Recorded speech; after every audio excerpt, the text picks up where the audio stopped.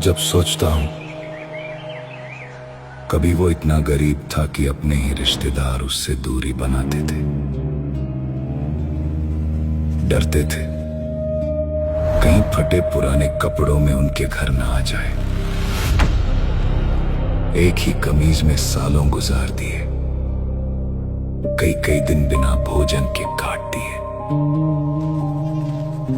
तब मैं सोचता हूं इतना सब सहने के बाद भी वही इंसान आज सनातन और समाज के लिए फौलादी दीवार बनकर कैसे उठ खड़ा होता होगा।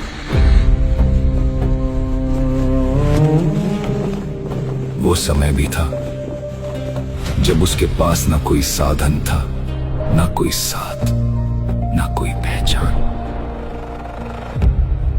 वो बस अकेला ही निकल पड़ा था, हिंदू राष्ट्र, जन कल्याण और सनातन का संकल्प लेकर।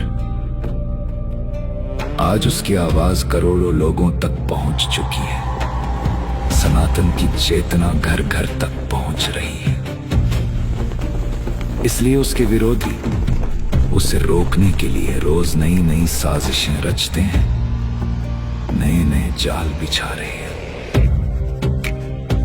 तब मैं सोचता हूं रोज इतने षड्यंत्रों, इतने विरोधों और इतने प्रहारों के बावजूद वो अगले ही दिन फिर सनातन की हुंकार लेकर कैसे उठ खड़ा होता होगा।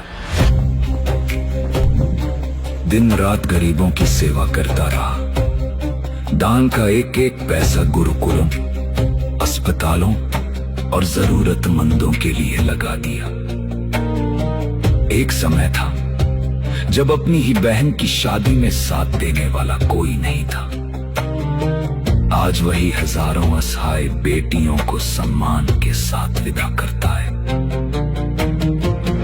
तब मैं सोचता हूं अपना हर दर्द भूलकर दूसरों के जीवन में खुशियां बांटने के लिए वो हर दिन कैसे उठ खड़ा होता होगा।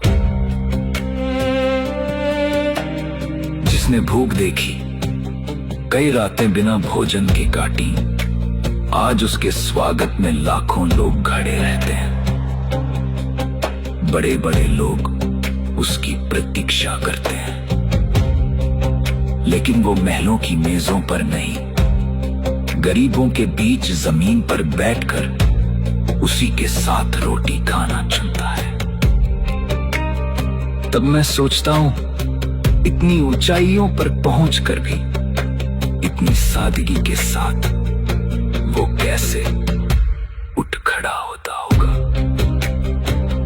आज भी उसके खिलाफ साजिशें होती हैं, हर दिन किसी ना किसी विवाद से उसका नाता जोड़ दिया जाता है, जबकि वो दिन रात समाज, सनातन और गरीबों की सेवा में लगा रहता है।